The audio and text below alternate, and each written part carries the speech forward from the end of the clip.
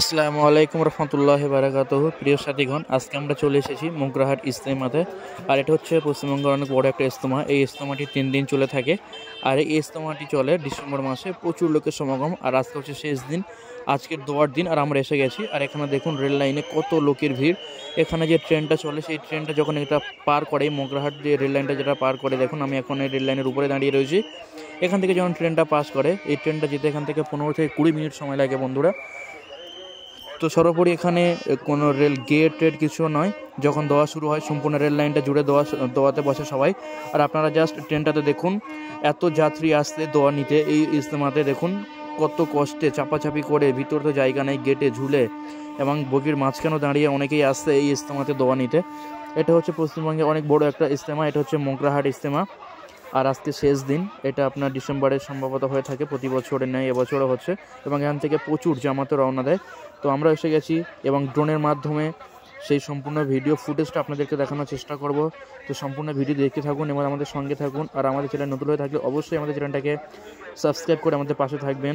আর Facebook থেকে দেখবেন, অবশ্যই ফলো করবেন। তো চলো শুরু করছি আজকের এই ভিডিওটি।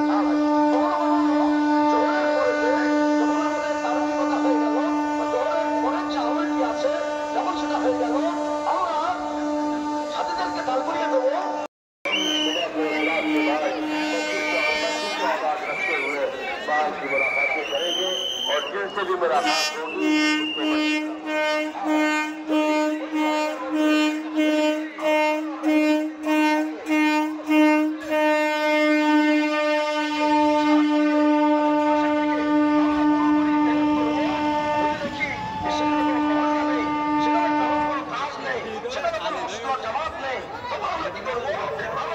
মসজিদের মধ্যে আমরা থেকে বাইরে গিয়ে তাদেরকে দাওয়াত দিয়ে নিয়ে এসে মসজিদের মধ্যে থেকে নিয়ে এসে ভালো করে আমরা দামটা বুঝিয়ে তাদের দিয়ে আমরা পুরো মসজিদ আবাদির কাজটা করিয়ে নেব।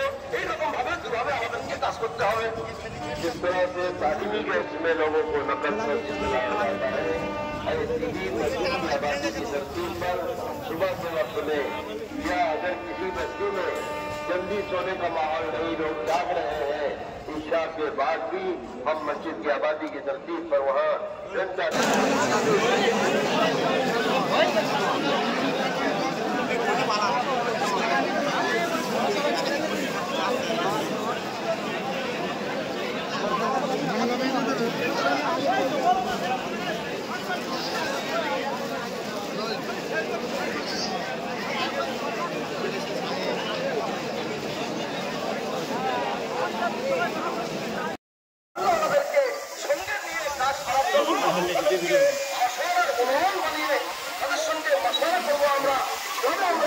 काज करबो और हमारे संगे पूरी साथ देवे।